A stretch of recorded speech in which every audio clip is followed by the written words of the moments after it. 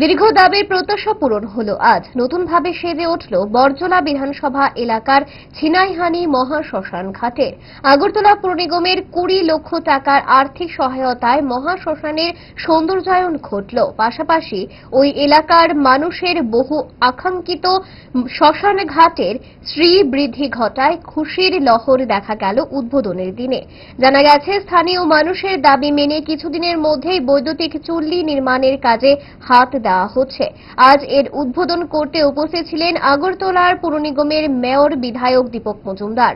উপস্থিত ছিলেন এলাকার প্রাক্তন বিধায়ক Dilip Kumar Das, mayor in council সদস্য প্রদীপ চন্দ সহ পুর নিগমের 2 নম্বর ওয়ার্ডের কর্পোরেটর শর্মিষ্ঠা বর্ধন সহ কর্পোরেটর জগদীশ দাস সহ অন্যান্যরা।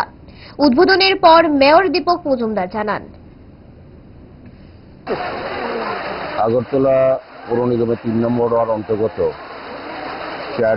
বরজলা বিধানসভায় ছিনাইহানি যে শ্মশান, এটাকে নতুনভাবে সৌন্দর্যায়ন করা হয়েছে। যা যা সমস্যা ছিল সেগুলি দূরীভূত করে নতুনভাবে যাতে দাহ কার্য করা যায় সেই উদ্দেশ্যেই আমাদের যিনি এই ওয়ার্ডের কর্পোরেটর তথা এমআইসি মেম্বার জগদীশ দাসের বিশেষ উদ্যোগে এটা আজকে আনুষ্ঠানিকভাবে আমরা উদ্বোধন করেছি।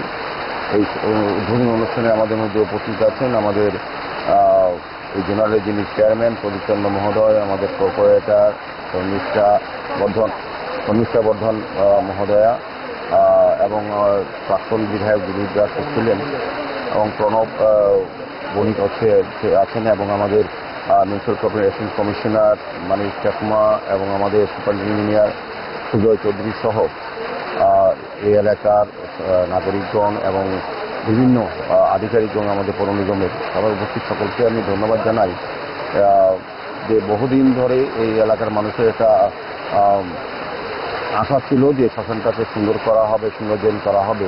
সেক্ষেত্রে জগদীশবাবু বিশেষ উদ্যোগ গ্রহণ করে আগরতলা পৌর নিগম থেকেও আমরা শুধু এই ছিনাইহানি মহাশ্মশান নয়, আমাদের আগরতলা যে বটতলা মহাশ্মশান, রাজশ্মশান এবং বিশেষ করে সংখ্যালঘুদের যে কবরস্থান এবং দেবনাথ কমিটির যে সমাধিস্থান, সেগুলো কিন্তু আমরা আমাদের পৌর নিগম গঠিত হওয়ার পরেই সরকারি সহযোগিতা আমরা এই কাজগুলি করেছি।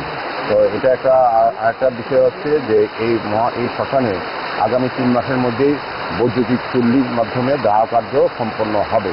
কাজে এটা টেন্ডার হয়ে গেছে, এজেন্সি পেয়ে গেছেন, আমাদের আনুষ্ঠানিকভাবে কাজ শুরু করবে। আগামী 3 মাসের মধ্যে আমরা এই জায়গাতেই ইলেকট্রিক চুল্লি বসাতে পারবো। আরও 2টি চুল্লি আমাদের বটতলা মহাশ্মশানে বসবে। সার্বিকভাবে আগরতলা শহরে বিভিন্ন শ্মশান যে যে এলাকায় আছে সেগুলিকে আধুনিকরণ, সৌন্দর্যায়নকরণ, যাতে সুন্দরভাবে মানুষের দাহ কাজ করতে পারে সেই ব্যবস্থা করা হচ্ছে।